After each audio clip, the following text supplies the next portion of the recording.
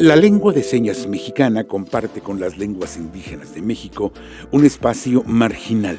Ser una lengua minoritaria la pone en desventaja en un contexto cultural donde el español determina el valor social de la comunicación. A diferencia de las lenguas indígenas, la lengua de señas mexicana no es una lengua oral. Su contacto con el español no puede provocar un desplazamiento en la comunidad sorda de México. Luis Escobar, Universidad Autónoma de Sinaloa. Somos esfuerzo, entereza, honestidad, hospitalidad, solidaridad. Somos Nuevo León. Nuevo León en la hora nacional.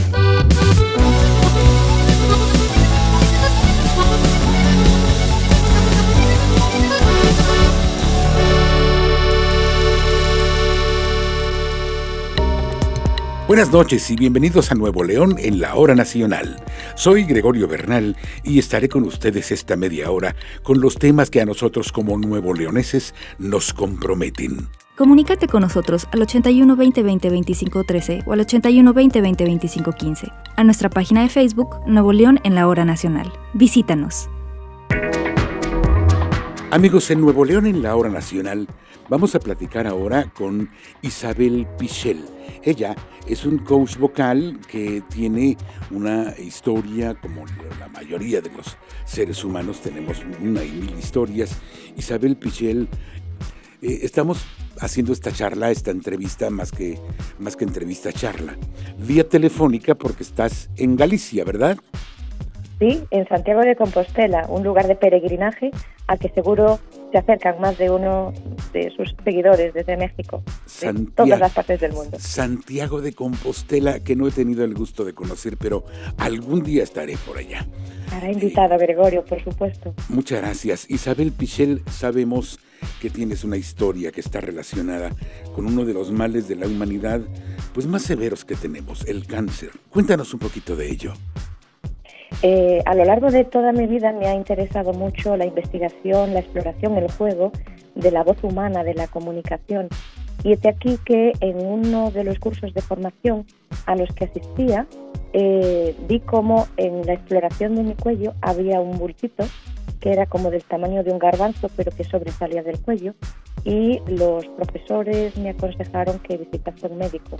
Lo que aparentemente era un nódulo frío, pues tras la primera cirugía examinaron el contenido y bueno, pues el diagnóstico fue un cáncer papilar de tiroides. Y eso cambió mi vida porque, bueno, como todas las personas que han pasado por un trance así, las prioridades cambian, la salud se convierte en un ejercicio y en una lección diaria. El caminar hacia adelante es complicado. En mi caso hubo varias intervenciones quirúrgicas posteriores porque decidieron los médicos una extirpación total de la glándula tiroidea, y a lo largo de un año, que considero pues, el año más difícil de toda mi vida, porque era madre de 2 niños pequeños, con estancias en el hospital, con tratamientos. Ese fue un trayecto del camino de la vida difícil y duro, con un gran aprendizaje, porque he tenido la suerte, porque ahí sí que creo que el azar a veces juega un poco a favor, de años después quedar libre de enfermedad. Otras personas siguen cronificando distintos tipos de cánceres, en otros casos siguen luchando o siguen tratando de vencer el pulso. Y eso a mí, a lo largo de la vida posterior a ese año 2009, lo que hizo fue que todo lo que yo sabía ya de técnica vocal y también por la propia experiencia de la enfermedad, lo volcase, como lo sigo haciendo a día de hoy, en formaciones, en información a modo de tips en las redes sociales, para que la gente entienda, bueno, los límites están para tratar de superarlos, tal vez, no rendirse en ningún caso, Gregorio, no hay que rendirse. Vamos, hablar per se de la glándula tiroidea, un simple problema que tenga esta glándula, pues ya sería un caos, una catástrofe. Pero ya que esté afectada por cáncer, ¿es común el cáncer en la glándula tiroides, Isabel Pichel?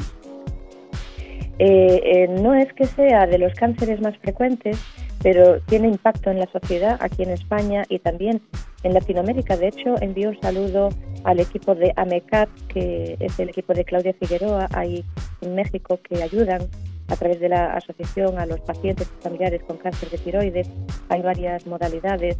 Es un cáncer silencioso en tanto que hay algunos tratamientos que no son tan duros como quimio o radioterapia en otro tipo de cánceres, y el pronóstico puede ser favorable, de manera que teniendo paciencia y tratando de vencer esas limitaciones que son duras en el camino, ¿Cómo no? se puede continuar. Pero la glándula tiroidea, tal y como decía Gregorio, actúa en todos los órganos del cuerpo, excepto en el bazo, de manera que actúa en todo el funcionamiento del cuerpo. De hecho, cuando te extirpan la glándula tiroidea, hay un periodo de tiempo previo a una serie de pruebas a realizar para aplicar luego los tratamientos en que deciden que se reduzca al máximo la hormona tiroidea presente en el cuerpo. Y la sensación es de abatimiento total, de desgaste, de cansancio a nivel anímico y emocional. Uy, es tremendo el impacto que tiene. Y claro, los familiares a veces tampoco son capaces de gestionar o interpretar qué pasa con el paciente, ¿no? Es un tema sumamente interesante. Estamos platicando, amigos, con Isabel Pichel.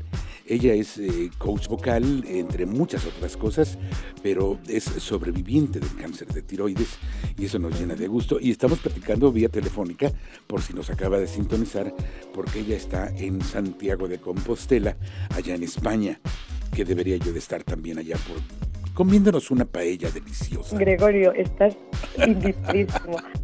Será un honor compartir minutos aquí.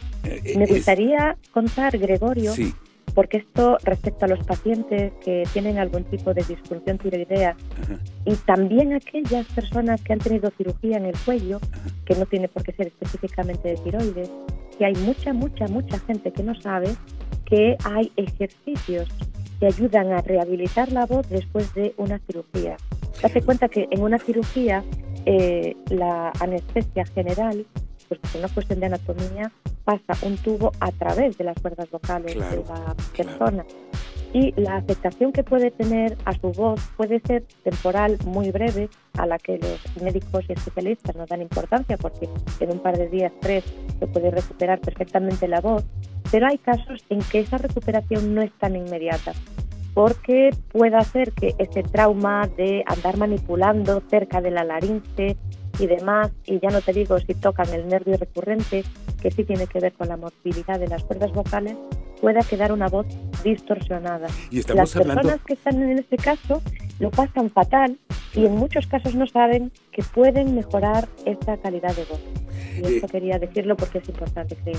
Por supuesto, de hecho estamos viendo en tu currículum primero, de pronto pues tú no eres dueño de tus actos, estás anestesiado, estás dormido y los médicos y el equipo médico introduce este tubo, esta manguera, lo que sea, por la garganta y tú eres inconsciente de qué está sucediendo. Te puedes dañar la garganta. Pero estamos viendo que has hecho presentaciones y seminarios y cosas en universidades como hasta el nivel de la Universidad de Harvard. Algo leí por ahí, ¿cierto? Cierto, sí, es cierto. Y he estado en la Silicon Valley, también en Boston, wow, en California. Precisamente en el Congreso Mundial de Voz que hubo en California, al que asistí, mi ponencia versaba acerca de la necesidad de protocolos de rehabilitación para casos de personas que se someten a cirugías, bien por cáncer de tiroides o alguna otra patología o dolencia que tenga que ver con la cara garganta. Y cuello. Tú tuviste, Isabel, 3 intervenciones quirúrgicas. Sí. Y de esas en 3, la primera, saliste avante tanto de el problema de la tiroides como sí, en el problema del habla. O sea, tu voz se escucha muy bien. Se escucha muy bien porque la he rehabilitado, porque de la última cirugía, en la primera cirugía me extirparon únicamente el nódulo, luego entendieron que a los 3 meses había que extirpar toda la glándula tiroidea y a los 3 meses, dado que tenía tiroides ectópico, es decir, parte de mi glándula tiroidea, en vez de posicionarse como en forma de corbata al fondo del cuello, estaba oculta detrás de la tráquea y entonces tuvo que haber una tercera intervención para limpiar bien los restos de glándula tiroidea. Entonces movieron mucho mi garganta, mi cuello por dentro y tanta anestesia nos generó que una de mis cuerdas quedase como atrofiada, quedase vaga. Isabel, podríamos seguir platicando contigo toda la noche, pero el tiempo es breve en nuestro programa y te agradecemos muchísimo tu participación en este programa. No sin antes preguntarte, ¿tienes manera de contacto? Es decir, que la gente que nos escucha se pueda contactar contigo vía internet, vía redes, etcétera. Por supuesto, sí, en las redes sociales que busquen a Isabel Pichel, que busquen a viva voz Isabel Pichel, como Chocolate Pichel con CH. Qué linda, muchas gracias, Isabel. Isabel Pichel, buenas noches. Muy buenas noches. Hasta siempre. Tenemos más en Nuevo León, en la Hora Nacional.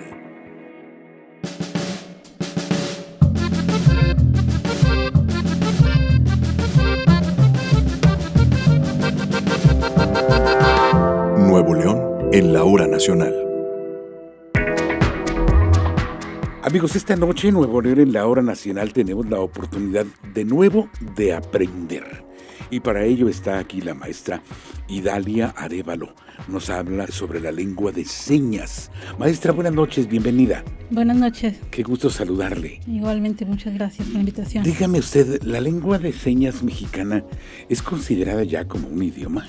Sí, se considera un idioma a partir del 2005. ¿A partir del 2005? Sí, apenas se considera. 17 años. Sí, pero yo lo aprendí cuando no era un idioma, fíjese. ¿Y por qué lo aprendió? ¿A qué se debió eso? ¿A qué se debió? Creo que tenía una curiosidad. Hace varios años, se acuerda que antes en Televisa estaba Lolita Ayala y estaba un recuadrito. Ajá. Y yo traía una inquietud, más no sabía qué era ni nada. Pues de ahí entro a un grupo de la iglesia de Rosario, sigo estudiando algunas cosas, literal, tocan la puerta y dicen, va a haber un curso para evangelizar a las personas sordas. Dije, de ese soy. ¿Y ya? Ahí quiero yo. Sí, o sea, no fue una necesidad personal más que el deseo de ayudar. Sí, el deseo de ayudar, porque directamente yo no tengo familiares sordos. Ajá. La mayoría de las personas que aprendemos la lengua es porque vemos la necesidad. Bueno, de alguna u otra forma, ya ahora que está considerada como un idioma, ¿qué se necesita para eso? Para que algo se considere como un idioma, como que llegue como un registro de que ya es aceptado como idioma. Bueno, maestra. Aquí todavía considera la gente que no es un idioma. Piensan que nomás mueve uno las manos y ya, como una mímica, pero no, tiene su estructura lingüística, léxico y todo eso. ¿Esto es internacional? O sea, ¿es igual en todo el mundo o hay diferencias? No, me sonrío porque todas las que empiezan a preguntar, eso es lo primero, ¿por qué no es internacional? ¿Por qué no es la misma? Pues no, es como nosotros hablamos el español y en Estados Unidos el inglés. De hecho, aquí en México tenemos considerado como 3 idiomas de lengua de señas. Es el lengua de señas mexicana, lengua maya y creo que anda ahí. Son diferentes, sí. Pero ahora me entero de que hay varios en mi país. Sí, y luego existe otro que ahí anda saliendo ya el lengua de señas mexicano. ¿Cuándo fue creada? ¿Quién la creó? ¿A quién se le ocurrió hacer esto? Los inicios manejan que fue igual por una necesidad. Existían ciertos rumores, ¿verdad? Ajá. Familias que tenían hijos sordos y entre ellos se comunicaban. Obvio, que tenían una lengua natural, no era una lengua de señas, ¿verdad? Ajá. Era una lengua natural. Y en ese tiempo mencionan que había un monje, Ponce, allá por Francia, por aquel lado. Uy, hace muchos años. Y de ahí empezó a dar, pero él empezó a darles la dactilología, que viene siendo el abecedario en señas. Pero no recuerdo si era de España o de Francia, no recuerdo de dónde es. O sea, el mover la mano, acomodarla de manera tal, nos dicta el abecedario. Pero aparte hay una serie de movimientos. No, o sea, el abecedario se le dice dactilología. ¿Cómo se le dice? Dactilología. Dactilología. Sí, okay. Es el abecedario. O sea, por ejemplo, yo le puedo decir mi nombre y se lo tengo que deletrear. Norma okay. Idalia, ¿sí? Ok, ahí lo necesito, la dactilología, el abecedario. Pero ya una seña específica que viene siendo un ideograma, viene siendo ya una seña, como papá, mamá, hermano, todas las demás señas así. Ya es una conjunción de letras, ¿no? No, bueno, pues, es una de alguna figura, manera. Sí, es una forma de la mano que tiene un significado. Estamos platicando con la maestra Idalia Arévalo acerca de esta lengua de las señas que en verdad nos pone a pensar muchísimas cosas y decir, habríamos de saberlo todos. En realidad, nunca sabemos cuándo se va a necesitar la lengua de las señas. Es normal, maestra, que una persona con deficiencia auditiva, con problemas auditivos, no sepa hablar lengua de señas. Sí, sí existe gente que no conoce la lengua de señas, existe gente que conoce un porcentaje de la lengua de señas y varía, o sea, de todo. Claro. Ajá. El 90% de la comunidad de sordos, el 90% de sus papás son oyentes, o sea, nacen de una familia oyente. Cuando nace el niño, como es una discapacidad que no se ve, y tardan 2-3 años hasta que la mamá, en darse cuenta la mamá, es un proceso de duelo que existen entre ellos. ¿Cómo no?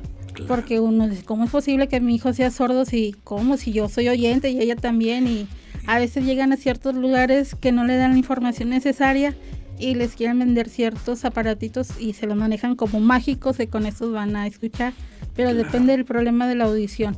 Y ahora nosotros como persona en un accidente o una enfermedad mal cuidada, una simple gripe mal cuidada, nos podemos perder la audición, pero creo yo que entraríamos en depresión para empezar. Y como vamos a entrar en depresión, pues vamos a buscar toda la tecnología para no poder usar la lengua de señas. Pero ya si aceptas la discapacidad, sí aprendes. Pero necesitaría ya que cambiaría tu mundo, literal. Es uno de los sentidos básicos del ser humano, de los 5 sentidos, ¿verdad? Es el oído, sí, el escuchar.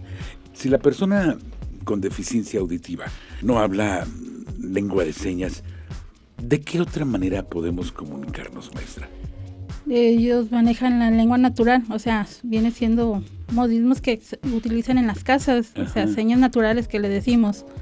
Pero si salen de esa casa y van con un doctor, supongamos que se enferma el sordo, pues aunque el doctor conozca la lengua de señas, pues no lo va a poder atender porque necesitaría un familiar que conozca sus modos de señas y que le diga lo que significa y lo que quiere decir ella o él.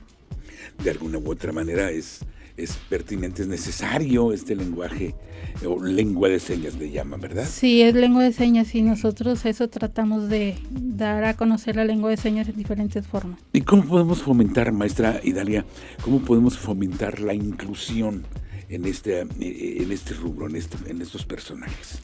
Bueno, mucha gente piensa que con un simple intérprete ya es más que suficiente y no, es mucho más que eso. Muchísimo. Digo, el intérprete pues lo vemos en la televisión, ¿no?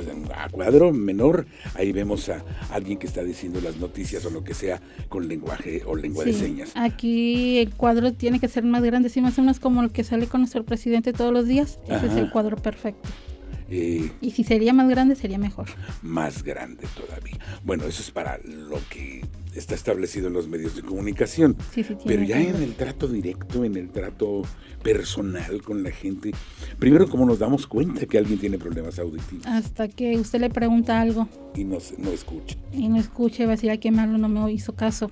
Y luego ya se voltea a la persona y le dice, es que soy sordo. Le hace así la seña que no escucha. No escucho. Sí, siempre pasa eso. Maestra Idalia, ha sido un honor tenerla por acá. Idalia Arévalo, muchas gracias. Sobre todo porque nos cuenta la historia de que usted aprendió esta lengua de señas por el mero deseo de ayudar. Sí, seguimos en esto todavía. Muchas gracias, maestra, qué linda. Gracias, y ojalá ya aprendan la lengua de señas. Buenas noches. Buenas noches. Tenemos más en Nuevo León en la Hora Nacional.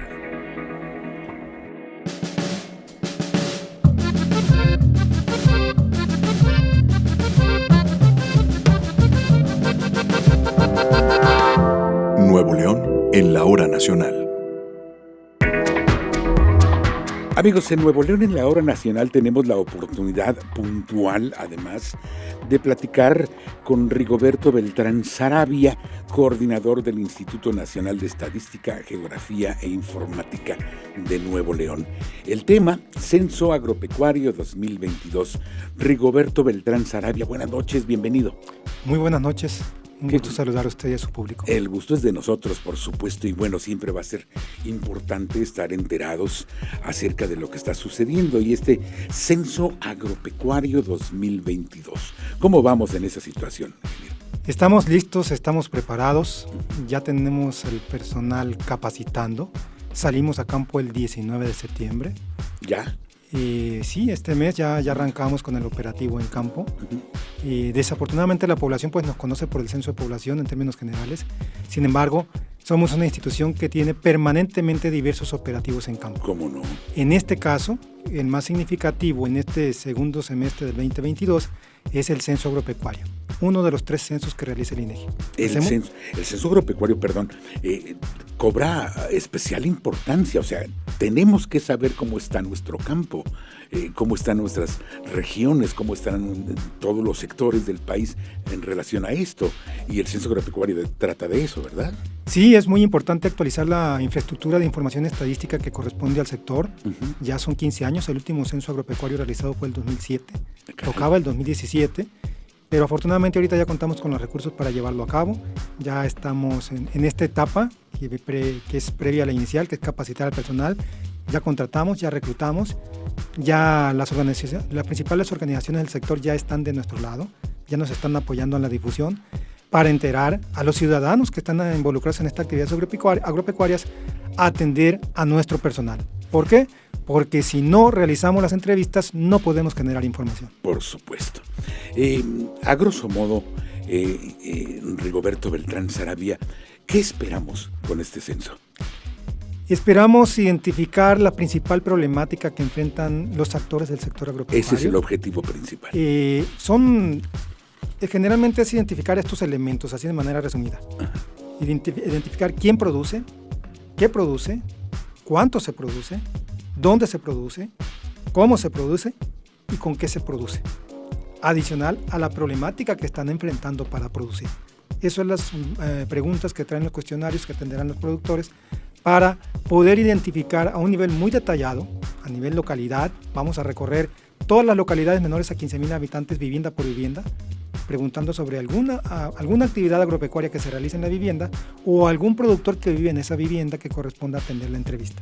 ¡Qué maravilla! Tenemos que identificar la situación de todos los terrenos a nivel nacional. Aquí en Nuevo León estamos en un estimado de 130,000 terrenos. Wow. Obviamente hay una parte muy importante que no tiene un productor relacionado, porque no tiene una actividad agropecuaria en sí, pero lo que sí de censos anteriores y de la actualización de directorio que tenemos, hay un terreno relacionado con un productor.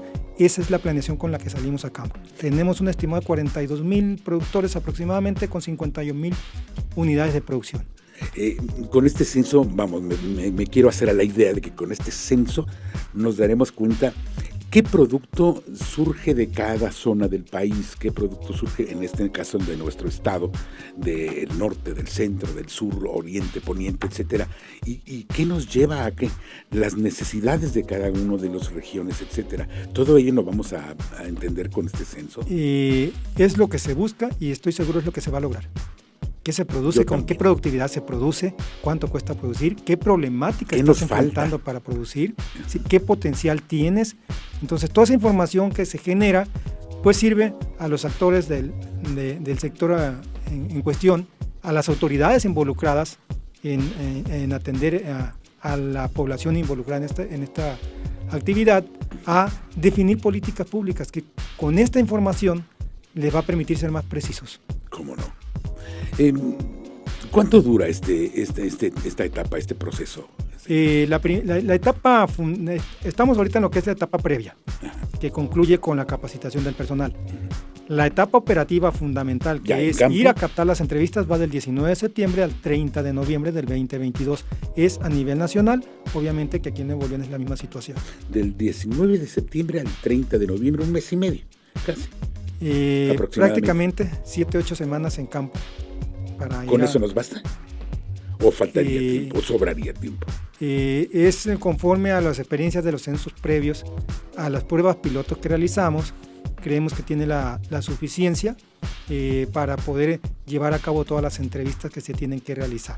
Y aquí sí es la importancia y el apoyo que solicitamos a toda la ciudadanía, para que si está involucrado en esta actividad, en este tipo de actividades agrícola, ganadera, forestal, pues sobre todo en aquellas que no viven en localidades de 15,000 habitantes, estamos buscando la manera de cómo contactarles. Claro. ¿Sí? Vamos a ir a través del líder de la comunidad, a través del gremio en Claro, el que por pueda estar supuesto. asociado para poder tener la dirección y nuestro personal se pueda redirigir a donde está viviendo, donde se le pueda contactar para realizar la entrevista. Bueno, entonces, en relación al Censo Agropecuario 2022, estoy pensando en voz alta, uno podría pensar que eso hasta nos motiva para, yo quiero participar, o sea, porque a mí no me toca. Sí Yo nos quiero toca.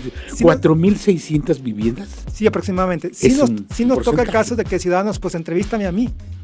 A mí, por favor. Lo siento, no se puede No porque se su trata. vivienda, lo que está en muestra es la vivienda. Ok. Corresponde al hogar o los hogares que están en la vivienda atender la entrevista. Ya. Por ningún motivo podemos modificar o cambiar la vivienda, porque Pero es el eso medio de ubicación. se hace aleatoriamente, es decir, no. Efectivamente, nosotros con el resultado censal tenemos el marco maestro de muestreo y tenemos identificado por estratos económicos todo el país. Qué Entonces, barbaridad. cada estrato tiene su ponderación y su peso, y en cada estrato se elaboran unidades primarias de muestreo, que son 3-4 manzanas que abarcan 100-150 viviendas, donde se hace una selección y esa unidad representa ese sector. Qué Entonces, barbaridad. la selección es aleatoria y por ningún motivo el mundo se debe de cambiar. Es interesantísimo el tema porque siempre va a ser preponderante saber cómo estamos, qué nos falta, a dónde vamos, qué nos sobra, etcétera. Y es la única manera de saberlo, ¿no? Con los censos. Con los censos o con estas encuestas. Hasta ahorita no hay mejor herramienta que conocer la realidad a partir de lo que dice el ciudadano con estos instrumentos de captación. El Instituto Nacional de Estadística, Geografía e Informática, el INEGI, coordinado por Rigoberto Beltrán Sarabia, que tuvimos esta noche aquí en nuestro programa. Podríamos platicar toda la noche. Es correcto, porque Pero faltan muchos otros proyectos que necesitaríamos traer también unas jarras de café, porque son temas muy interesantes. Rigoberto, muchas gracias. Al contrario, gracias a usted y gracias a la ciudadanía que participa con nosotros. Buenas noches, tenemos más para ustedes en Nuevo León, en la Hora Nacional.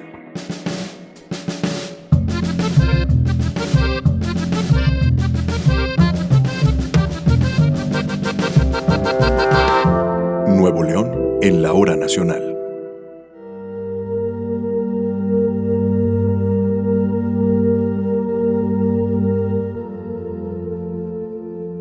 Para cerrar el mes y poder iniciar con toda la energía el próximo, a partir de hoy tendremos los consejos de la licenciada Laura Cázares, quien nos comparte su medicina del alma.